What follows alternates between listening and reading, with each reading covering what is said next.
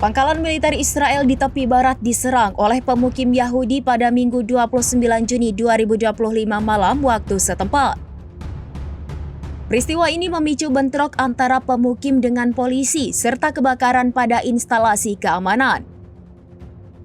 Dikutip dari The Times of Israel, sejumlah pemukim juga menyerang aparat dengan semprotan merica. Mereka berusaha menerobos pangkalan sambil berteriak komandan batalion adalah pengkhianat. Tidak jelas apa yang memicu penyerangan terhadap pangkalan Brigade Regional Benjamin tersebut. Namun penyerangan ini merupakan kelanjutan dari protes yang digelar pada Jumat 27 Juni 2025.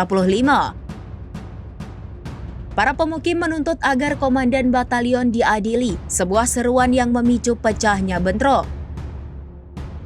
Surat kabar Jerusalem Post mengkonfirmasi bahwa instalasi keamanan senilai jutaan shekel atau miliaran rupiah dibakar oleh massa dalam aksi terbaru.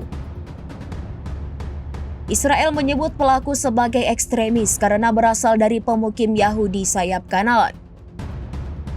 Menurut pejabat, aksi penyerangan ini telah merugikan militer dan aparat penegak hukum diminta bertindak untuk menangkap para perusuh.